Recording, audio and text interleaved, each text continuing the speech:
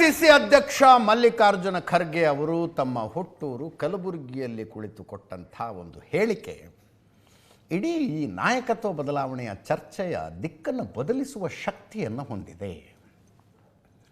ಯಾರಿಗೆ ಕೊಟ್ಟ ಸಂದೇಶ, ಯಾವುದಕ್ಕೆ ಕೊಟ್ಟ ಸಂದೇಶ, ಈಗ ಈ ಸಂದೇಶ ಕೊಡುವಂಥ ಅನಿವಾರ್ಯತೆ ಏನು ಬಂದಿತ್ತು? 10 ಹಲವು ರೀತಿಯ ಚರ್ಚೆಗಳು. ಸ್ಥಳೀಯ ಸಮಸ್ಯೆ ಸ್ಥಳೀಯ ನಾಯಕರೇ ಬಗೆಹರಿಸ್ಕೊಳ್ಬೇಕು ಅಂದ್ಬಿಟ್ರು ಅವರು.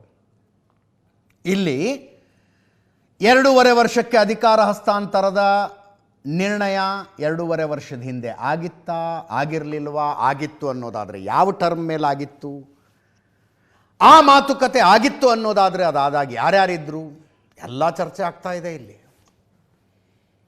ಒನ್ ಫೈನ್ ಡೇ ಮುಖ್ಯಮಂತ್ರಿಗಳನ್ನು ಉಪಮುಖ್ಯಮಂತ್ರಿಗಳನ್ನು ವರಿಷ್ಠರು ದೆಹಲಿಗೆ ಕರೆಸ್ಕೊಳ್ತಾರೆ. ಅಲ್ಲೊಂದು ಮೀಟಿಂಗ್ ಆಗುತ್ತೆ. ಮೀಟಿಂಗಲ್ಲಿ ಏನೋ ಒಂದು ನಿರ್ಧಾರ ಆಗುತ್ತೆ. ಅಂದರೆ ತಕ್ಷಣಕ್ಕೆ ನಾಯಕತ್ವ ಬದಲಾವಣೆ ಆ ಥರದ ನಿರ್ಧಾರ ಅಲ್ಲ, ಯಾವಾಗ, ಏನು, ಅದರ ಮೊಡಾಲಿಟೀಸ್ ಹೆಂಗೆ, ಆ ಥರದ ನಿರ್ಧಾರಗಳಾಗುತ್ತೆ ಅಂತ ಎಲ್ಲರೂ ಕಾಯ್ಕೊಂಡು ಕೂತ್ಕೊಂಡಿದ್ರು. ಇಲ್ಲಿ ನೋಡಿದ್ರೆ ಯಾವ ದಿಲ್ಲಿನೂ ಇಲ್ಲ, ಏನೂ ಇಲ್ಲ. ಸ್ಥಳೀಯ ಸಮಸ್ಯೆ ಸ್ಥಳೀಯವಾಗಿ ಬಗೆಹರಿಸ್ಕೊಳ್ಬೇಕು ಅಂದ್ಬಿಟ್ರು. ಈ ಪ್ರಶ್ನೆ ಯಾಕೆ ಬಂತು? ಕೆಪಿಸಿಸಿ ಪದಾಧಿಕಾರಿಗಳ ಪರವಾಗಿ VR ಸುದರ್ಶನ್ ಅವರು ಮಲ್ಲಿಕಾರ್ಜುನ ಖರ್ಗೆ ಅವ್ರಿಗೂ ಒಂದು ಪತ್ರ ಬರೆದಿದ್ರು. ಕರ್ನಾಟಕದ ರಾಜಕೀಯ ಗೊಂದಲವನ್ನು ಆದಷ್ಟು ಬೇಗ ಬಗೆಹರಿಸಿ. ಮಾಧ್ಯಮಗಳು, ಜನ ದಿನ ಬೆಳಗಾದರೆ ಇದನ್ನೇ ಮಾತಾಡ್ತಿದ್ದಾರೆ. ಸರ್ಕಾರದ ಆಡಳಿತದ ಮೇಲೆ ಮತ್ತು ಕಾಂಗ್ರೆಸ್ ಪಕ್ಷದ ವರ್ಚಸ್ಸಿನ ಮೇಲೆ ಈ ಚರ್ಚೆಯಿಂದಾಗಿ ಹೊಡೆತ ಬೀಳ್ತಾ ಇದೆ. ರಾಜಕೀಯ ಗೊಂದಲಕ್ಕೆ ಸಂಬಂಧಿಸಿದ ವಿಷಯಗಳನ್ನು ಆದಷ್ಟು ಬೇಗ ಬಗೆಹರಿಸಿ. ಎಷ್ಟು ವಿಳಂಬ ಮಾಡಿದ್ರೂ ಅಷ್ಟು ಸಮಸ್ಯೆಯಾಗತ್ತೆ. ಅದರ ಜೊತೆಗೆ ಜನಪ್ರತಿನಿಧಿಗಳಾದವರು ಸುಮ್ಮನಿರಿ ಅಂತ ಅವ್ರಿಗೊಂದು ಸೂಚನೆ ಕೊಡಿ ಅಂತ VR ಸುದರ್ಶನ್ ಅವರು ಮಲ್ಲಿಕಾರ್ಜುನ ಖರ್ಗೆ ಅವ್ರಿಗೊಂದು ಪತ್ರ ಬರೆದಿದ್ರು. ಆ ಪತ್ರದ ಬಗ್ಗೆ ಕೇಳಿದಾಗ ಅವ್ರು ಹೇಳ್ತಾರೆ, ಗೊಂದಲ ಸೃಷ್ಟಿಯಾಗಿದೆ ಅಂದರೆ ಅದೇನು ಹೈಕಮಾಂಡ್ ಸೃಷ್ಟಿ ಮಾಡಿದ ಗೊಂದಲನ? ಲೋಕಲ್ನಲ್ಲಿ ಗೊಂದಲ ಸೃಷ್ಟಿ ಮಾಡಿಕೊಳ್ತಾ ಇದ್ದಾರೆ. ಸ್ಥಳೀಯವಾಗಿ ಅವರೇ ಬಗೆಹರಿಸಿಕೊಳ್ಳಬೇಕು. ಎಲ್ಲದಕ್ಕೂ ಹೈಕಮಾಂಡು ಅಂದರೆ ಹೆಂಗೆ ಅಂದ್ರವರು. ಎಲ್ಲದಕ್ಕೂ ಹೈಕಮಾಂಡು ಯಾರಂತಿದ್ದಾರೆ? ಎಲ್ಲದಕ್ಕೂ ಹೈಕಮಾಂಡು ಇಬ್ಬರೂ ನಾಯಕರು ಹೇಳ್ತಾ ಇದ್ದಾರೆ. 5 ವರ್ಷ ನಾನೇ ಮುಖ್ಯಮಂತ್ರಿ, ಹೈಕಮಾಂಡ್ ಹೇಳ್ದಂಗೆ ಕೇಳ್ತೀನಿ ಅಂತ ಸಿದ್ದರಾಮಯ್ಯನವ್ರು ಹೇಳ್ತಾರೆ. ಯಾರ ಕಡೆ ಎಷ್ಟು ಶಾಸಕರಿದ್ದಾರೆ ಅನ್ನೋದು ಮ್ಯಾಟರ್ ಆಗೋದಿಲ್ಲ, ಹೈಕಮಾಂಡೇ ಫೈನಲ್ಲು ಅಂತ DK ಶಿವಕುಮಾರ್ ಅವರು ಹೇಳ್ತಾ ಇದ್ದಾರೆ. ಈಗ ಮಲ್ಲಿಕಾರ್ಜುನ ಖರ್ಗೆ ಅವರು ಹೇಳ್ತಾರೆ ಹೈಕಮಾಂಡು ಅಂತ ಎಲ್ಲದಕ್ಕೂ ಅಂದರೆ ಹೆಂಗೆ? ಸ್ಥಳೀಯವಾಗಿ ಸೆಟ್ಲ್ ಮಾಡ್ಕೊಳ್ಳಿ ಅಂತಾರೆ ಅವರು. ಅದರ ಜೊತೆಗೆ ಪಕ್ಷ ಅಧಿಕಾರಕ್ಕೆ ಬಂದಿದ್ದು ಯಾರಿಂದ ಆವಾಗ ಚರ್ಚೆ ಆಗುತ್ತಲ್ಲ, ಆ ಮಾತನ್ನು ಯಾರೂ ಹೇಳಬಾರ್ದು. ಕಾರ್ಯಕರ್ತರು ಎಲ್ಲರನ್ನೂ ಬೆಂಬಲಿಸಿ ಅಧಿಕಾರಕ್ಕೆ ತಂದಿದ್ದಾರೆ. ಅವರು ಪಕ್ಷ ಕಟ್ಟಿದ್ದಾರೆ, ಇವ್ರು ಕಟ್ಟಿದ್ದಾರೆ, ಅವರಿಂದ ಅಧಿಕಾರಕ್ಕೆ ಬಂದಿದೆ, ಇವರಿಂದ ಅಧಿಕಾರಕ್ಕೆ ಬಂದಿದೆ ಅಂತ ಹೇಳ್ಕೊಳ್ಳೋದನ್ನು ಬಿಟ್ಟು ಬಿಡಬೇಕು. ಪಕ್ಷ ಅಂದ ಮೇಲೆ ಎಲ್ಲರ ಪಾತ್ರವೂ ಇರುತ್ತೆ ಅಂದರು ಮಲ್ಲಿಕಾರ್ಜುನ ಖರ್ಗೆ ಅವರು. ಕಲಬುರಗಿಯಲ್ಲಿ ಮಾತಾಡಿದ್ದು ಕೇಳಿಸ್ಕೊಳ್ಳಿ. ಗೊಂದಲೇನೋ ಹೈಕಮಾಂಡ್ ಮಾಡಿದೆ, ಗೊಂದಲ ಅವರೇ ಇಲ್ಲೇ ಲೋಕಲ್ ಸೃಷ್ಟಿ ಮಾಡ್ಕೊಳ್ತಾ ಇದ್ದಾರೆ. ಅವರೆಲ್ಲ ಮಾಡುವ ಎಲ್ಲಕ್ಕ ನೀವು ಹೈಕಮಾಂಡ್ ಅಂತ ಹೇಳಿದ್ರೆ ಹೆಂಗೆ? ನೀವು ಇಲ್ಲಿ ಆಗ್ತಕ್ಕಂಥದನ್ನು ಲೋಕಲ್ ಲೀಡರು ಸೆಟಲ್ ಮಾಡ್ಕೋಬೇಕು ಅದನ್ನು. ಆಮೇಲೆ ಪಕ್ಷ ಎಲ್ಲರೂ ಕಟ್ಟಿದ್ದು, ಯಾರೋ ನಾನು ಕಟ್ಟಿನಿ ಅಂತಿಲ್ಲ. ಕಾಂಗ್ರೆಸ್ ಪಾರ್ಟಿ ಕಾರ್ಯಕರ್ತರು ಕಟ್ಟರು.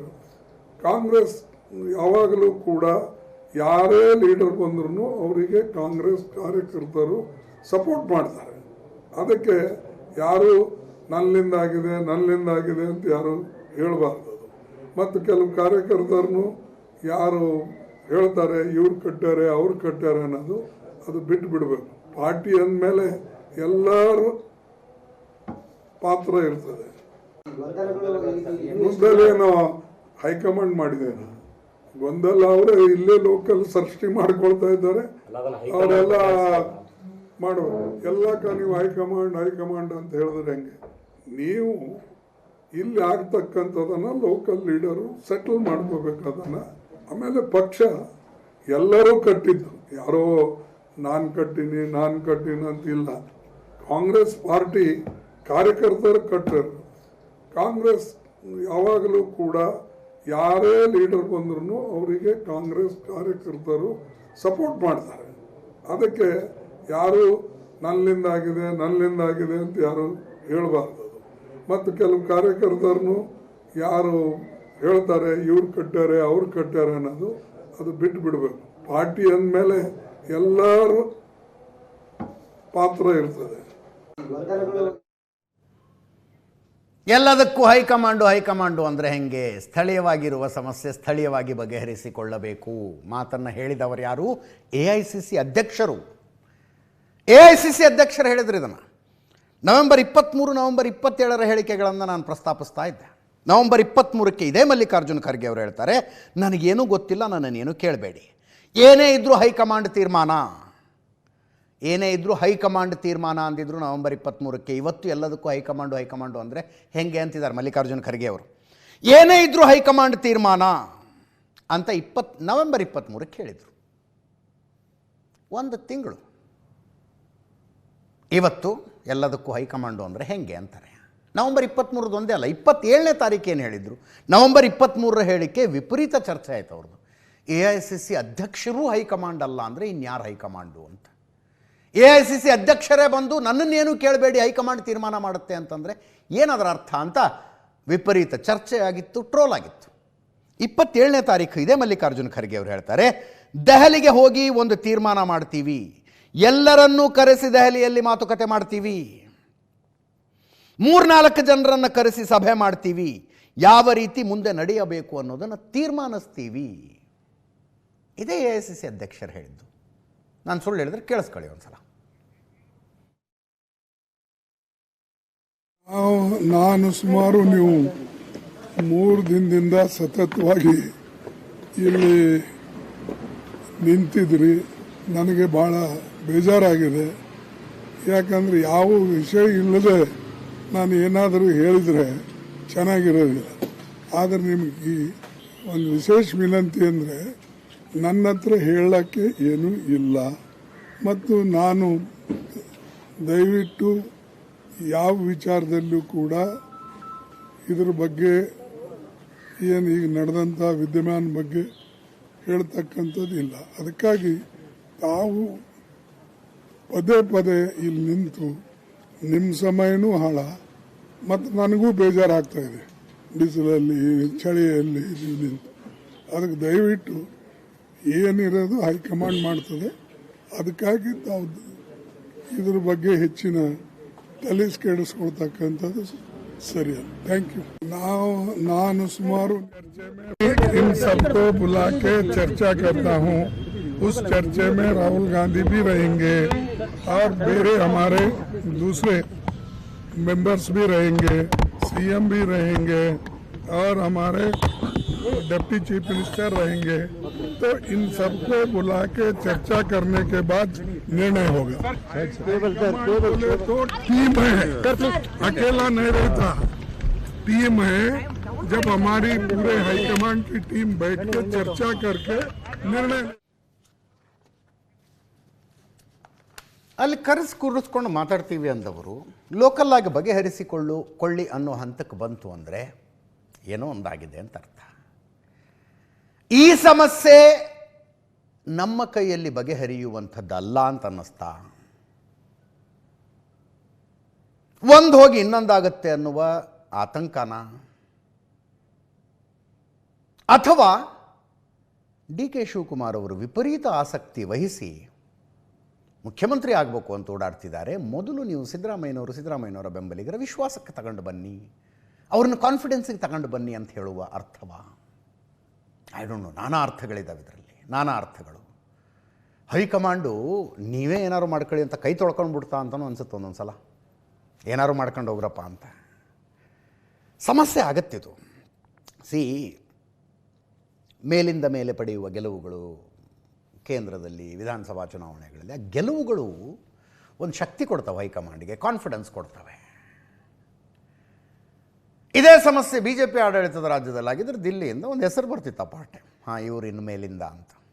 ಮುಗೀತು. ಮಾಡಿಲ್ವಾ ಬೇರೆ ಬೇರೆ ರಾಜ್ಯಗಳಲ್ಲಿ? ಕಾಂಗ್ರೆಸ್ಸದ್ದು ಆ ರಿಸ್ಕ್ ತಗೊಳ್ಳೋ ಶಕ್ತಿ ಇಲ್ಲ.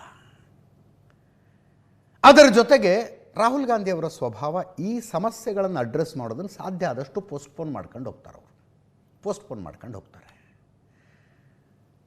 ಇಲ್ಲ ನೀವು ಯಾರು ಬಗೆಹರಿಸಿ ನೀವೇ ಹ್ಯಾಂಡಲ್ ಮಾಡಿ ಅಂತಾರೆ. ಈಗ ಮಲ್ಲಿಕಾರ್ಜುನ್ ಖರ್ಗೆ ಅವ್ರಿಗೆ ಹೇಳಿರಬಹುದಪ್ಪ ನೀವೇ ಬಗೆಹರಿಸಿ ಅಂತ. ಮಲ್ಲಿಕಾರ್ಜುನ್ ಖರ್ಗೆ ಅವರು ಬೇರೆ ಯಾವುದಾದ್ರೂ ರಾಜ್ಯದ್ದಾಗಿದ್ದರೆ ಮಾಡಿಬಿಟ್ಟಿರೋರು ಎಷ್ಟೊತ್ತಿಗೆ, ಹಿಂಗೆ ಮಾಡ್ಕೊಂಡು ಹೋಗ್ರಯ್ಯ, ನಾನು ಸೀನಿಯರ್ ಆಗಿ ಹೇಳ್ತಿದ್ದೀನಿ, ಡೋಂಟ್ ವರಿ ಅಂತ. ತವರು ರಾಜ್ಯ ಅವರದ್ದು. ಇಲ್ಲಿ AICC ಅಧ್ಯಕ್ಷರು ಸಿದ್ದರಾಮಯ್ಯನವರ ಪರವಾಗಿದ್ದಾರೆ ಅಂದರೆ ಡಿ ಕೆ ಶಿವಕುಮಾರ್ ಅವ್ರ ಕಡೆ ಅವ್ರಿಗೆ ಸಿಟ್ಟು ಬರುತ್ತೆ, ಡಿ ಕೆ ಶಿವಕುಮಾರ್ ಕಡೆ ಅವರಿದ್ದಾರೆ ಅಂದರೆ ಸಿದ್ದರಾಮಯ್ಯನವ್ರ ಕಡೆ ಅವ್ರಿಗೆ ಸಿಟ್ಟು ಬರುತ್ತೆ. ಮುಂದದು ಪ್ರಿಯಾಂಕ ಖರ್ಗೆ ಅವರ ರಾಜಕೀಯ ಭವಿಷ್ಯದ ಮೇಲೆ ಹೊಡೆತ ಕೊಡುತ್ತೆ. ಆ ಕಾರಣಕ್ಕೆ ಮಲ್ಲಿಕಾರ್ಜುನ ಖರ್ಗೆ ಅವರು ಸ್ವಂತ ಏನು ಹೇಳ್ತೀವಿ ನಾವು ಸ್ಟ್ರಾಂಗ್ ಲೈಕ್ಸ್ ಆ್ಯಂಡ್ ಡಿಸ್ಲೈಕ್ಸ್ ತೋರಿಸೋದಕ್ಕಾಗೋದಿಲ್ಲ ಕರ್ನಾಟಕದ ವಿಷಯದಲ್ಲಿ. ಮಲ್ಲಿಕಾರ್ಜುನ ಖರ್ಗೆ ಅವರ ಈ ಹೇಳಿಕೆಯ ಬಗ್ಗೆ CM DCM ಇಬ್ಬರು ಮಾತಾಡಿದ್ರು, ಕೇಳಿಸ್ಕೊಳ್ಳಿ. ಅನವಶ್ಯಕವಾದಂಥ ಪಬ್ಲಿಸಿಟಿ ಕೊಡ್ತಾ ಇದ್ರು, ಅದರಿಂದ ನಿಮ್ಮ ಕಾನ್ಫಿಡೆನ್ಸ್ ಬರ್ತಾ ಇತ್ತಾ ಸರ್? ಈ ಕಾನ್ಫಿಡೆನ್ಸ್ ಏನ್ರಿ, ನನ್ನ ಜನ ಆಶೀರ್ವಾದ ಮಾಡಿರೋದು ಕಾನ್ಫಿಡೆನ್ಸ್ ತಾನೆ. ಆದ್ರೂ ಸರ್ ಹೈಕಮಾಂಡ್ ಇಂದ ಫೋನ್ ಬರೋದಕ್ಕಿಂತ ಮುಂಚೆ ಇದ್ದ ಕಾನ್ಫಿಡೆನ್ಸ್ ಈಗಿರೋ ಕಾನ್ಫಿಡೆನ್ಸ್ ರೀ ದಿನ ಈಗ 2 ನಿಮಿಷದಲ್ಲಿ ಮಾತಾಡಿದೆ ಹೈಕಮಾಂಡ್ ಹತ್ರ. ಒನ್ಸ್ ಫಾರ್ ಆಲ್ ಹೇಳ್ತೀನಿ ನಾನು, ultimately high command has to take a decision. Rahul ಗಾಂಧಿಯವರು ತೀರ್ಮಾನ ಮಾಡಬೇಕು, ಹೈಕಮಾಂಡ್ ತೀರ್ಮಾನ ಮಾಡಬೇಕು. ಅವ್ರು ಏನು ತೀರ್ಮಾನ ಮಾಡ್ತಾರೆ ಅದಕ್ಕೆ ಬದ್ಧ. ಈಗ ನಾನು ಮಾತಾಡಿದ್ದೀನಿ ಹೈಕಮಾಂಡ್ ಅವ್ರ ಜೊತೆ, ಅವ್ರು ಏನು ಹೇಳಿದ್ದಾರೆ, ನಾವು ತೀರ್ಮಾನ ಮಾಡ್ತೀವಿ ಅಂತ ಹೇಳಿದ್ದಾರೆ. ಹೈಕಮಾಂಡ್ ಅವ್ರು ಏನು ತೀರ್ಮಾನ ಮಾಡ್ತಾರೆ ಅದೇ ಸರ್ ಆಗ್ತಾ ಇರುವಂತದ್ದು. ಅದು ಯಾವಾಗ ಅನ್ನುವಂಥದ್ದು ನೀವು ಕಂಪ್ಲೀಟ್ ಅವ್ರು ಯಾವಾಗ ತೀರ್ಮಾನ ಮಾಡ್ತಾರೆ ನೀವು ಕಂಪ್ಲೀಟ್ ಸಿಎಂ ಅದು ಬೇರೆ ಪ್ರಶ್ನೆ. ಹೈಕಮಾಂಡ್ ಅವ್ರು ಏನು ತೀರ್ಮಾನ ಮಾಡ್ತಾರೆ ಹಂಗೆ. ಓಕೆ ಆಯ್ತು, ಈಗ ಸಮಸ್ಯೆನೇ ಇಲ್ವಲ್ಲ ಬಗೆಹರ್ಸಕ್ಕೆ. ಇದು ಯಾವ ಸಮಸ್ಯೆನೂ ಇಲ್ಲ, ನೀವು ಸಮಸ್ಯೆ ಕ್ರಿಯೇಟ್ ಮಾಡ್ತಾ ಇದ್ದೀರಿ. ನಾನೇನು ಹೇಳಬೇಕು ಹೇಳಿದ್ದೀನಿ, ಚೀಫ್ ಮಿನಿಸ್ಟರ್ ಹೇಳಬೇಕು ಏನು ಹೇಳಬೇಕು ಹೇಳಿದ್ದೀನಿ, ಖರ್ಗೆ ಸಾಹೇಬ್ರು ಏನು ಹೇಳಬೇಕು ಹೇಳಿದ್ದೀನಿ. ಯಾವ ಸಮಸ್ಯೆನೂ ಇಲ್ಲ, ಬಗೆಹರಿಸ್ಕೊಳ್ಳೋಕ್ಕೆ ನೀವು ತಲೆ ಕೆಡಿಸ್ಕೊಳಕ್ಕೆ ಹೋಗಬೇಡಿ. ಡಿ ಕೆ ಶಿವಕುಮಾರ್ ಅವರು ಮಾಧ್ಯಮಗಳಿಗೆ ಹೇಳಿಕೆಗಳನ್ನು ಕೊಡುವಾಗ ಎಕ್ಸ್ಟ್ರಾ ಕಾಷಿಯಸ್ ಆಗಿ ಕೊಡ್ತಾರೆ. ಸ್ಥಳೀಯವಾಗಿ ಬಗೆಹರಿಸಿಕೊಳ್ಳಿ ಅನ್ನುವ ಸೂಚನೆಯನ್ನು ಡಿ ಕೆ ಶಿವಕುಮಾರ್ ಅವರಿಗೆ ಹೈಕಮಾಂಡ್ ಈಗಾಗಲೇ ಕೊಟ್ಟಿರಬಹುದಾ? ಸಾಧ್ಯತೆ ಇದೆ. ಸ್ಥಳೀಯವಾಗಿ ಬಗೆಹರಿಸಿಕೊಳ್ಳಿ ಅಂದರೆ ಸಿದ್ದರಾಮಯ್ಯನವರ ಆಪ್ತರ ಬಳಗವನ್ನು ವಿಶ್ವಾಸಕ್ಕೆ ತಗೊಳ್ಳಿ ಅಂತ. 3 ದಿವಸದಲ್ಲಿ 2 ಸಲ KN ರಾಜಣ್ಣ ಅವ್ರನ್ನ ಭೇಟಿಯಾದರು ಡಿ ಕೆ ಶಿವಕುಮಾರ್ ಅವರು. ಸಿದ್ದರಾಮಯ್ಯನವರ ಸುತ್ತಲೂ ಇರುವ ಬೇರೆ ಯಾರಾದರೂ ಏನಾದರೂ ವಿಷಯ ಮಾತಾಡುವಾಗ ಅಳೆದು ತೂಗಿ ಹಂಗೆ ಮಾತಾಡ್ಬೋದು. KN ರಾಜಣ್ಣ ಅವ್ರಿಗೆ ಏನು ಹಿಂದೆ ಮುಂದೆ ಇಲ್ಲ, ಏನು ಹಿಂದೆ ಮುಂದೆ ಇಲ್ಲ. ಡಿ ಕೆ ಶಿವಕುಮಾರ್ ಅವರು ಮುಖ್ಯಮಂತ್ರಿ ಆಗೋದಕ್ಕೆ ನಿಮ್ಮ ಅಭಿಪ್ರಾಯ ಏನು ಅಂದರೆ, ಪಕ್ಷ ಸಂಘಟನೆ ಮಾಡಿ ಅಧಿಕಾರ ತಂದವರು ಅಧಿಕಾರಕ್ಕೆ ಬರಬೇಕು ಅನ್ನೋದಾದರೆ ಮೊದಲು ಪರಮೇಶ್ವರ್ ಅಧಿಕಾರಕ್ಕೆ ಬರಲಿ ಅಂದ್ರೆ ಅವರು ಇದೇ ಸ್ಟುಡಿಯೋದಲ್ಲಿ ಕೂತ್ಕೊಂಡು, ನಮ್ಮ ಸುವರ್ಣ ಸ್ಟುಡಿಯೋದಲ್ಲಿ ಕೂತ್ಕೊಂಡು ಹೇಳಿದ್ರು. 2013ರಲ್ಲಿ KPCC ಅಧ್ಯಕ್ಷರಾಗಿದ್ದವರು ಡಾಕ್ಟರ್ ಪರಮೇಶ್ವರ್ ಅವರ ನೇತೃತ್ವದಲ್ಲಿ ಚುನಾವಣೆಗೆ ಹೋಗಿ ಪಕ್ಷ ಅಧಿಕಾರಕ್ಕೆ ಬಂತು. ಅನ್ಫಾರ್ಚುನೇಟ್ಲಿ ಕೊರಟಗೆರೆಯಲ್ಲಿ ಸೋತುಬಿಟ್ರು ಅವರು CM ಆಗೋದು ಇನ್ನೂ ಬಾಕಿ ಇದೆ, ಆಮೇಲೆ ಡಿ ಕೆ ಶಿವಕುಮಾರ್ ಆಗಲಿ ಅಂತ. ಅಂಥ KN ರಾಜಣ್ಣನವರನ್ನು ಹೋಗಿ 2 ಸಲ ಭೇಟಿಯಾದರು. ಉದಾಹರಣೆಗೆ ನೋಡಿ ನೀವು, ಜಮೀರ್ ಅಹಮದ್ ಖಾನ್ರನ್ನು ನವೆಂಬರ್ 25ಕ್ಕೆ ಭೇಟಿಯಾಗಿದ್ದಾರೆ. ಸತೀಶ್ ಜಾರಕಿಹೊಳಿ ಅವರನ್ನು ನವೆಂಬರ್ 29ಕ್ಕೆ ಭೇಟಿ. MB ಪಾಟೀಲ್ರನ್ನು ಈ ತಿಂಗಳು 7ನೇ ತಾರೀಕು ಭೇಟಿ. KN ರಾಜಣ್ಣ ಅವರನ್ನು 20ಕ್ಕೆ ಸಲ ಭೇಟಿಯಾದರು, ಇವತ್ತು 22, ಇವತ್ತೊಂದು ಸಲ ಭೇಟಿಯಾದರು. ಈ ಭೇಟಿಯಲ್ಲಿ ಮಾತುಕತೆಗಳು ಅಂತ ಏನಾಗಿರಬಹುದು? ಏನು ನಿಷ್ಠೆ ಬದಲಾಯಿಸಿ ಅಂತ ಕೇಳೋದಕ್ಕಾಗತ್ತಾ ಇದರಲ್ಲಿ? ಡಿ ಕೆ ಶಿವಕುಮಾರ್ ಅವರು ಹೋಗಿ ಸಿದ್ದರಾಮಯ್ಯನವ್ರ ಜೊತೆಗೆ ಇರಬೇಡಿ, ನನ್ನ ಜೊತೆಗೆ ಬಂದು ಬಿಡಿ ಇನ್ನು ಮುಂದೆ ಅಂತ ಹೇಳೋದಕ್ಕಾಗತ್ತಾ? ಹಂಗೆ ಹೇಳೋಕ್ಕಾಗಲ್ಲ. ಅಬ್ಬಬ್ಬ ಅಂದರೆ ಏನು ಹೇಳಿರ್ಬೋದು? ನೀವು ಸಿದ್ದರಾಮಯ್ಯನವರ ಕಟ್ಟರ್ ಬೆಂಬಲಿಗರು ಅಂತ ನನಗೂ ಗೊತ್ತು. ನಾಳೆ ಅಕಸ್ಮಾತ್ ಹೈಕಮಾಂಡ್ ನನ್ನ ಪರವಾಗಿ ತೀರ್ಮಾನ ತಗೊಂಡ್ರೆ ವಿರೋಧಿಸೋದಕ್ಕೆ ಹೋಗಬೇಡಿ, ನೀವು ಸಿದ್ದರಾಮಯ್ಯನವ್ರ ಜೊತೆಗೆ ಇರಿ, ಪರವಾಗಿಲ್ಲ, ನನಗೇನು ಬೇಜಾರಿಲ್ಲ. ಅಕಸ್ಮಾತ್ ನಾಳೆ ಹೈಕಮಾಂಡ್ ನನ್ನ ಪರವಾಗಿ ಏನಾದ್ರು ತೀರ್ಮಾನ ತಗೊಂಡ್ರೆ ವಿರೋಧಿಸುವುದಕ್ಕೆ ಹೋಗಬೇಡಿ. ರಾಜಕೀಯ ಭವಿಷ್ಯ ನನಗೂ ಇದೆ, ನಿಮಗೂ ಇದೆ. ನಿಮ್ಮ ರಾಜಕೀಯ ಭವಿಷ್ಯವನ್ನು ಮುಂದುವರಿಸುವಂತೆ ಎಲ್ಲ ಸಹಕಾರ ನಾನು ಕೊಡ್ತೀನಿ ನಿಮಗೆ ಅಂತ ಹೇಳಿರ್ತಾರೆ ಅಲ್ವಾ? ಅಷ್ಟೇ ಹೇಳಿರೋದಕ್ಕೆ ಸಾಧ್ಯ. ಉಳಿದಂತೆ ಹೊರಗೆ ಬಂದು ನಾವು ನಮ್ಮ ಪಕ್ಷದವ್ರಿ, ನಾವು ಅವ್ರನ್ನ ಭೇಟಿಯಾಗೋದು ಏನು, ಅದರಲ್ಲಿ ಏನು ವಿಶೇಷ ಇದೆ ಅಂತಿರ್ತಾರೆ, ಅಂದಿದ್ದಾರೆ. KN ರಾಜಣ್ಣ ಅವ್ರನ್ನ ಆ್ಯಕ್ಚುಲಿ 20ನೇ ತಾರೀಕು ಭೇಟಿಯಾದಾಗ ಅಲ್ಲೇನು ಮಾತುಕತೆ ಆಗುವ ಸನ್ನಿವೇಶವೇ ಇರಲಿಲ್ಲ ಅಂತ ಹೇಳ್ತಾರೆ. ಕೇಳಿದೆ ನಾನು ಏನೇನಾಯಿತು ಅಂತ. ಮಾತುಕತೆ ನಡೆಸೋ ಸನ್ನಿವೇಶವೇ ಇರಲಿಲ್ಲ ಅಂತ. ಕೆ ಎನ್ ರಾಜಣ್ಣ ಅವರು ಸ್ವಲ್ಪ ಏನು ಮೂಡ್ ಅಪ್ಸೆಟ್ಟಲ್ಲೇ ಇದ್ದರು. ನನಗೆ ಹಂಗೆ ಮಾಡಿದ್ರಿ, ಹಿಂಗೆ ಮಾಡಿದ್ರಿ, ನನ್ನ ವಿರುದ್ಧ ಆ ಕೆಲಸ ಮಾಡಿದ್ರಿ, ಈ ಕೆಲಸ ಮಾಡಿದ್ರಿ ಎಲ್ಲ ಹೇಳಿರ್ತಾರೆ. ಕೆ ಎನ್ ರಾಜಣ್ಣವ್ರಿಗೆ ಈಗ ಅಂದರೆ ಹಠಕ್ಕೆ ಬಿದ್ದಿದ್ದಾರೆ ಅಂತಲ್ಲ, ಮತ್ತು ವಾಪಸ್ ಕ್ಯಾಬಿನೆಟ್ಟಿಗೆ ಬರೋದಕ್ಕೆ ಸಾಧ್ಯ ಆದರೆ ಬಂದು ಬಿಡೋಣ ಅನ್ನೋ ಮೂಡಲ್ಲಿದ್ದಾರೆ ಅವರು. ಶತಾಯಗತಾಯ ಪ್ರಯತ್ನ ಪಡ್ತಿದ್ದಾರೆ ಅಂತ ಹೇಳೋದಕ್ಕಾಗೋದಿಲ್ಲ. ದೆಹಲಿ ವರಿಷ್ಠರು ಟೈಮ್ ಕೇಳಿದ್ದಾರೆ, ಅವರು ಟೈಮ್ ಕೊಟ್ಟರೆ ಇವ್ರು ಹೋಗಿ ಬರ್ತಾರೆ. ಟೈಮ್ ಕೊಡ್ತಿಲ್ಲ ಅವ್ರಿಗಷ್ಟೇ, ಮತ್ತು ವಾಪಸ್ ಕ್ಯಾಬಿನೆಟ್ಟಿಗೆ ಬರಬೇಕು ಅನ್ನೋ ಪ್ರಯತ್ನದಲ್ಲಿದ್ದಾರೆ. ಡಿ ಕೆ ಶಿವಕುಮಾರ್ ಅವರು ಅದನ್ನು ಹೇಳಿರಬಹುದು. ಹೈಕಮಾಂಡು ನನ್ನ ನಾಯಕತ್ವ ಅಂತ ತೀರ್ಮಾನಕ್ಕೆ ಬಂದರೆ ನಾನು ನಿಮ್ಮನ್ನು ವಾಪಸ್ ಕ್ಯಾಬಿನೆಟ್ಟಿಗೆ ತಗೊಳ್ಳೋದಕ್ಕೆ ಏನು ಬೇಕು ಎಲ್ಲ ಪ್ರಯತ್ನ ಮಾಡ್ತೀನಿ ಅಂತಲೂ ಹೇಳಿರ್ಬೋದು. ಈ ಭೇಟಿಗಳ ಬಗ್ಗೆ 3 ದಿನದಲ್ಲಿ ನಡೆದ 2 ಭೇಟಿಗಳ ಬಗ್ಗೆ ಇಬ್ಬರು ನಾಯಕರು ಏನಂದ್ರೆ ಕೇಳಿಸ್ಕೊಳ್ಳಿ ಒಮ್ಮೆ. ಪಾರ್ಟಿ ಅಧ್ಯಕ್ಷ ಇರ್ತಾರೆ, ಅವರು ಯಾರಿಗೆ ಬೇಕಾದ್ರೂ ಭೇಟಿ ಮಾಡ್ಬೋದು, ಯಾರಿಗೆ ಬೇಕಾದ್ರೂ ಕರೆದು ಮಾತಾಡ್ಬೋದು. ಏನು ಪ್ರಮುಖ ಅದೇ ಪಕ್ಷ ಸಂಘಟನೆ ಮಾಡಬೇಕು ಅದಂತ ಬಗ್ಗೆ ಹೇಳಿದ್ರು. ಆಯ್ತಪ್ಪ ಮಾಡೋಣ ಅಂತ ಹೇಳಿ ಅಷ್ಟೇ. ಇಲ್ಲ ಅವತ್ತು ಹೆಂಗಿದ್ರು ಅದೇ ಸ್ಟ್ಯಾಂಡೇ, there is no change in the stand. ಸಿದ್ದರಾಮಯ್ಯನವರು ಹೇಳಿದಾರಲ್ಲ, ಪದೇ ಪದೇ ಹೇಳಿದ್ದಾರೆ, ನಾನು ಮುಖ್ಯಮಂತ್ರಿ ಇರ್ತೀನಿ, ಎಲ್ಲಿನವರೆಗೂ ಹೈಕಮಾಂಡ್ನವ್ರು ಇರೋಕ್ಕೆ ಹೇಳ್ತಾರೆ ಅಲ್ಲಿವರೆಗೂ ಇರ್ತೀನಿ ಅಂತ. ಸೇಮ್ ಸ್ಟ್ಯಾಂಡ್, ಈಗಲೂ ಅದೇ ಸ್ಟ್ಯಾಂಡ್. ನಾನು ಇವಾಗಲೂ ಸಿದ್ದರಾಮಯ್ಯನವ್ರ ಪರಾನೇ. ಅವ್ರು ಏನೇ ಈ ಪ್ರಯತ್ನ ಮಾಡಿ, ನಾನು ಹೇಳಿದ್ದೀನಲ್ಲ ಏನೆಲ್ಲ ಹಿಂದೆ ಹೇಳಿದ್ದೀನಿ, ಅದೆಲ್ಲ ಸ್ಟೇಟ್ಮೆಂಟ್ಗೂ even today I stand by that. There is no change. Rajanna ನಮ್ಮ ಶಾಸಕರು, ನಮ್ಮ ಜೊತೆ ಮಂತ್ರಿ ಆಗಿದ್ದವರು, ಭೇಟಿ ಮಾಡ್ತೇವೆ, ಸೌಹಾರ್ದತೆ ಭೇಟಿ ಮಾಡ್ತೇವೆ. ಅಣ್ಣ ತಮ್ಮದಿರೇ ಜಗಳ ಆಡ್ತಾರಂತೆ, ನಮ್ದು ಯಾವ ಜಗಳ? ನಾನಂತೂ ಯಾರ ಮೇಲೂ ಜಗಳ ಆಡೋಕ್ಕೂ ಹೋಗಿಲ್ಲ. ಯಾವ ವಿಚಾರಕ್ಕೂ ನಾನು ಇವತ್ತವರೆಗೂ ಒಬ್ಬರ ಮೇಲೆ ಸ್ಟೇಟ್ಮೆಂಟ್ ಮಾಡ್ತೀನಿ. ನನಗೆ ಎಷ್ಟು ಆಪ್ತ ಅಂತ ನಿಮ್ಗೆ ಗೊತ್ತಿದೆಯಾ? CM ಅವ್ರಿಗೂ ಸಂಬಂಧನೇ ಇಲ್ಲ. ನಾನು ಅವನ ಅಪೆಕ್ಸ್ ಬ್ಯಾಂಕ್ ಅಧ್ಯಕ್ಷ ಮಾಡಿದ್ದೀನಿ SM ಕೃಷ್ಣ ಗೌರ್ಮೆಂಟಲ್ಲಿ. ಈಗ CM ಅವ್ರಿಗೆ ಆಪ್ತ ಎಂಥದ್ದು, ನನಗೂ ಆಪ್ತರೆ. ಯಾರು ಆಪ್ತಿಲ್ಲ? ನಾನು CM ಆಪ್ತರಲ್ವಾ? ನಾವಿಬ್ರು ಬ್ರದರ್ಸ್ ಥರ ಇಲ್ಲಿ ಕೆಲಸ ಮಾಡ್ತಾರಲ್ವಾ? ಯಾರು ಅಧಿಕಾರದಲ್ಲಿದ್ದಾಗ ನಾನು ಮಾಡಿದೆ ಅವ್ರು ಮಾಡಿದೆ ಅನ್ನೋದು ಮುಖ್ಯ ಅಲ್ಲ. SM ಕೃಷ್ಣ ಅವರು ಮುಖ್ಯಮಂತ್ರಿ ಇದ್ದರು, ಅದರಿಂದ ಸರ್ಕಾರ ಮಾಡಿತ್ತು, ಅದ್ರ ಪ್ರಶ್ನೆ ಬರೋದೇ ಇಲ್ಲ. ಅವ್ರು ಮಾಡೋದು ಇವರು ಮಾಡೋದು ಅನ್ನೋ ಪ್ರಶ್ನೆ.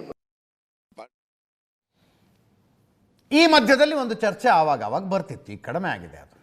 ಅಕಸ್ಮಾತ್ ಸಿದ್ದರಾಮಯ್ಯನವರು ಮುಖ್ಯಮಂತ್ರಿ ಸ್ಥಾನದಿಂದ ಕೆಳಗಿಳಿಯೋದೇ ಆದರೆ ಡಿ ಕೆ ಶಿವಕುಮಾರ್ ಅವ್ರನ್ನ ಹೊರತುಪಡಿಸಿ ಇನ್ಯಾರನ್ನೂ ಮುಖ್ಯಮಂತ್ರಿ ಮಾಡಿ ಅಂತ ಅವರ ಕಡೆಯವರು ಹೇಳೋದು, ಅಥವಾ ಇನ್ನೊಬ್ಬರು ನಾನೇ ಯಾಕ್ರಿ CM ಆಗಬಾರ್ದು ಅಂತ ಎದ್ದು ನಿಂತ್ಕೊಳ್ಳೋ ಸಾಧ್ಯತೆ ಎಷ್ಟಿದೆ ಅನ್ನೋದು ಈಗ ಕಡಿಮೆ ಆಗಿದೆ ಆ ಚರ್ಚೆ.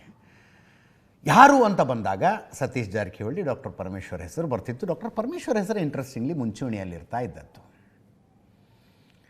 ಆ ಡಾಕ್ಟರ್ ಪರಮೇಶ್ವರು ಮಲ್ಲಿಕಾರ್ಜುನ್ ಖರ್ಗೆ ಅವ್ರನ್ನ ಬಂದು ಭೇಟಿಯಾದರು.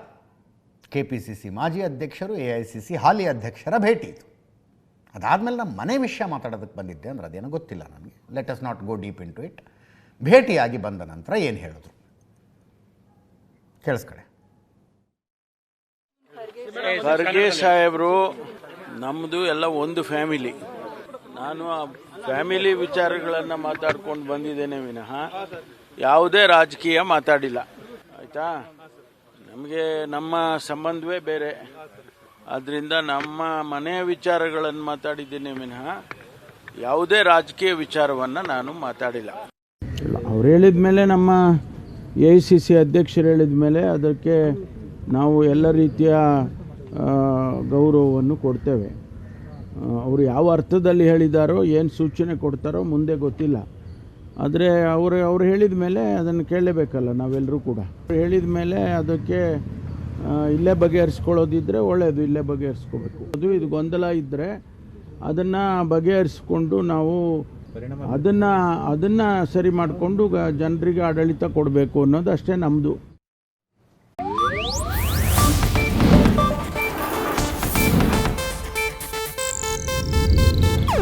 ಇದು ಏಷ್ಯಾನೆಟ್ ನ್ಯೂಸ್ ನೆಟ್ವರ್ಕ್ ಪ್ರಸ್ತುತಿ.